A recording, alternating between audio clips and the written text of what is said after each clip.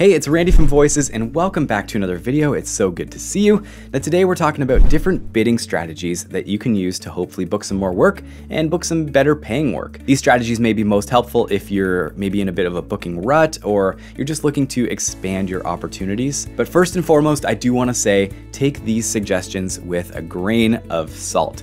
At the end of the day, you should always be bidding what you feel is fair for the amount of work that's being asked. Regardless of our rates sheet, regardless of what other talent have said in the past, regardless of even what the job posting specifies, your time is the most valuable thing, so make sure that you bid what you think is fair for the amount of work. Now let's jump into these bidding strategies and we'll look at some data here that our analytics team has pulled that outlines some general things to do and some things to maybe avoid. You'll notice on Voices that we post two different types of jobs. So there's the fixed budgets, so like $500 for instance, and then we also post ranges. So it might say $500 to $1,000.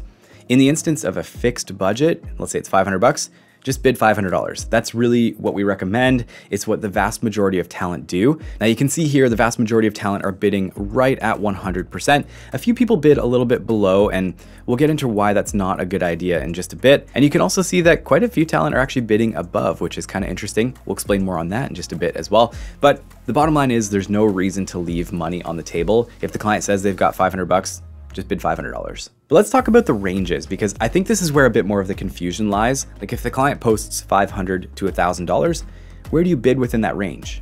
Bidding strategy number one is the Goldilocks effect. So like the old children's story, you're trying to find that sweet spot. It's not too hot, it's not too cold, it's somewhere right in the middle. Now this strategy can be really successful because your bid might not have the same sting as some of those ones at the top end of the range, but you're also not putting yourself at the bottom of the barrel, which can leave a negative impression on the client. If your prices seem to sit right around the average, but your audio quality is just as good as the top and your performance is just as good as the top, then you set yourself up for a good chance to book the work. Now we'll chat more in a minute about why it's not a good idea to bid at the bottom of the range. Strategy number two is bidding near the upper middle of the range. So let's say we've got $500 to $1,000, maybe around $850, $900, $950 even would be a good place to start. This is similar to the previous strategy, but we do find that the vast majority of jobs are awarded to talent who are bidding within the top portion of the range.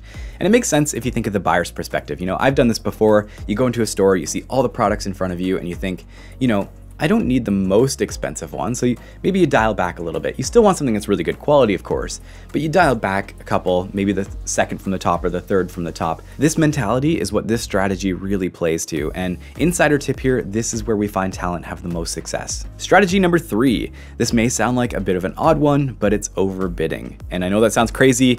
Hang in there, I'll explain why this can work for you. Sometimes simply asking for 5 or 10% more on a job can be a really successful tactic to make the client believe that you have a superior product. And it shows a couple of different things. It shows that you're confident in your bidding strategy, you're confident in the audio quality that you're gonna be submitting, and sometimes that can be enough to make the client reconsider their budget and often bring a little bit more money to the table. Of course, there are some pros and cons with this strategy. One of the cons being that you may just book a little bit less work.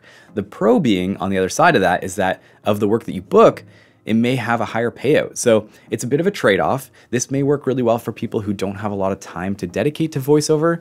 You're doing less work, but you're getting paid a little bit more for it. Now, of course, it's a bit of a trade-off, so I'd suggest using a bit of discretion when you're testing out this strategy. Okay, and here is what to avoid. Now, there's really only one thing to avoid, and that's underbidding or bidding at the bottom of the range. And I know it seems like it may be a really cool tactic to explore, and you're not alone in thinking that. A lot of talent have thought that in the past, but the stats don't lie. Now, we see that talent that bid at the bottom of the range tend to book significantly less work, and it comes down to a couple of different reasons. So number one is perceived quality. You don't need to set yourself up on the sale rack. It may come across to the client as unprofessional, inexperienced, which you may be, but they don't need to know that.